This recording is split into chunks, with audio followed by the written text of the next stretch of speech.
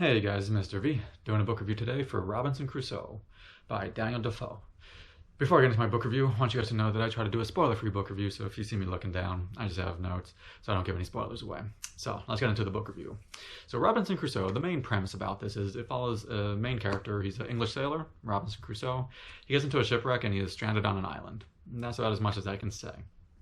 Now, before I get into my full review, I want you to know that this was written in 1719, released in 1719. So there will be things like racist terms used. They will talk about slavery, and they will do some other things. Now, let me give a slight spoiler away to where if you don't want to hear it, skip forward about 30 seconds. Now, the slight spoiler is that in 1719, most Europeans had not traveled across the Atlantic Ocean, so they were told crazy things about South America where he was shipwrecked. They were told crazy lies, like they were told lies about the type of creatures that were there. They told that South Americans were cannibals, they were told all these crazy things that were not true. So Europeans believed they were true, but they really were not true, and that's why when Robinson Crusoe gets shipwrecked, he is worried about those things. So, just be aware of that.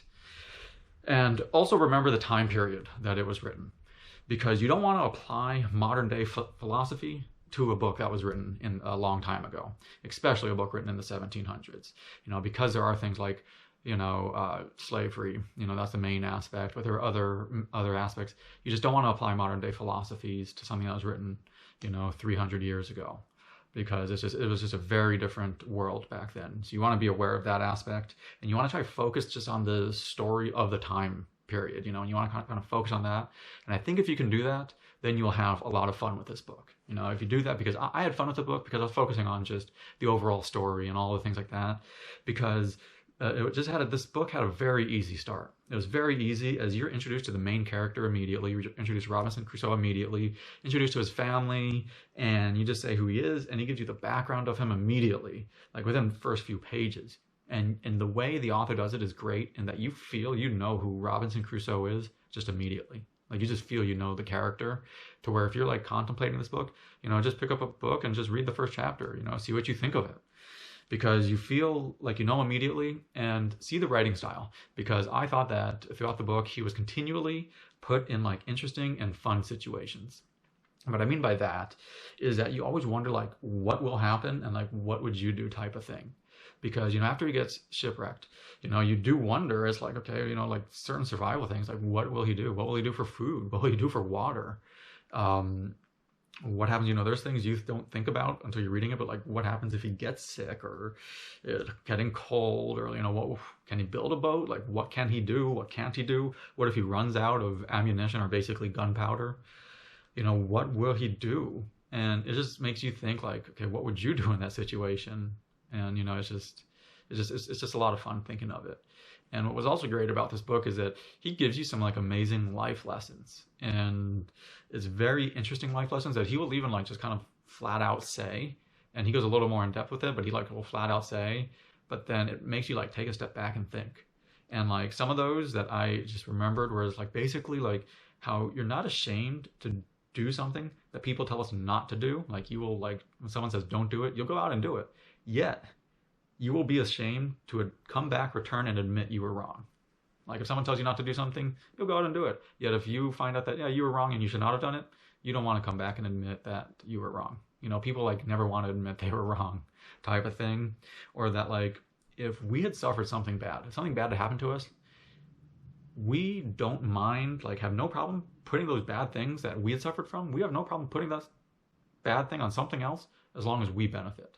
And we see that all the time. People suffer bad things, yet if they can benefit, then they have no problem doing that bad thing to someone else. And it's like, again, you see that all the time. And another great life lesson is that like the fear of danger is greater than the danger itself. And that like we get more anxiety thinking than we do about the thing we're actually anxious about. Like, yeah, we take days thinking about some of these, like if it's a business meeting, we'd get super anxious about it. Yeah, we get more anxiety than actually being in a business meeting type of thing. Things like that.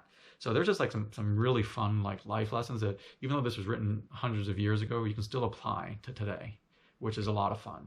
And it's just a lot of fun. Now, some of the things that I did not like about the book. Now, this thing you could say is either good or bad, was that sometimes the author will skip time really fast, in that like he will just be like writing and be like, okay, 3 years has gone by, and then he'll just like move on. And he does it quite often. Like when Robinson Crusoe is like writing a diary, and he'll be like, "So I haven't seen this thing for 2 years," and then it's just like all of a sudden 2 years later, and he doesn't say what happened in those 2 years. Now you can say that's a good thing. That's why I say I'm not sure if it's good or bad, because you could say it's good and that you don't want the story to drag, but it's kind of bad in that like all of a sudden like 3 years will just like skip, and he does it often, and but it's tough to say.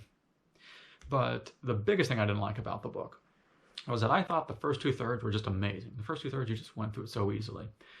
I thought the last 1/3 of the book, or about a third of the book, maybe the last like 30% of the book, I felt it lost its way a bit. In that it was just different than the rest of the book. Just, I don't know, it just felt different. It felt odd at times. I don't know, it's just, the things he got himself into at that point, just the storylines, it just felt, I don't know, it just felt different than the rest of the book. And it wasn't horrible. It wasn't like it was all horrible to where you just wanted to end the book. It wasn't like that. But it just definitely felt different, and I can't elaborate on it, or else I'd give spoilers away. But I would say about the last 30% of the book just felt it lost its way compared to the first 70%. And that was one thing that I didn't like. But but as for his writing style, I thought this was a very well written book, because he had a great writing style in that it was very easy to understand, and I think that's very important in that it was easy to understand because this was again released in 1719, so this is over 300 years ago. And that's why I've read other books from that time frame, or from ones from the 1800s that can be more difficult to understand, where this one was just very straightforward and things just kept going. Yeah, he uses old style English at times, and he uses words that you may not understand, but for the most part it was very easy. I never had to go back and reread a paragraph or reread a page, which I've had to do in other books when I've read it from ones from the 1800s or 1700s. So I thought that this was very well written and very easy to understand, which I say is a big thumbs up for that. But overall, I enjoyed the story. It made you think a lot. I told you about just some of the life lessons. There's many more that I didn't even say, but it made you think a lot. You had a lot of fun when he was put into different situations. So I just thought this was still a very fun read, and I definitely recommend this book if you just you go in with a light heart. And I think you'll definitely enjoy the book. But let me give it my official rating right now. So I was rating my books on a scale of 0 to 10. A 0 is an awful book, 5 is an average, and a 10 is phenomenal. If you guys anywhere near 10, put that on your reading list, because I'm a very tough critic. And a 5 is average, so it's hard to move up even 1 point. So for Robinson Crusoe, this was incredibly difficult to rate. And I'm talking about incredibly difficult, because the first 2/3 of the book were I just thought were so amazing, and I just thought it was so great, and I just flew by the first 2/3. But the last 1/3 of the book or so, I said it just felt it lost its way a little bit. It just felt a little bit weird at the last 1/3, to where that brought it down a lot. So that's why it was so difficult to rate.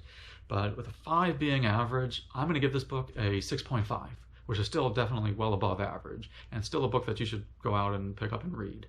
But as I said, some people still really enjoyed the book, the whole book, but it was just about the last 1/3 was just tough for me. But it still got a great thumbs up from me. If you guys have any comments, any questions, please post it in the comment section below. Hope you guys click the subscribe button, because I always upload multiple different types of book reviews. But thank you for watching my book review today. This is Mr. V. Go enjoy reading.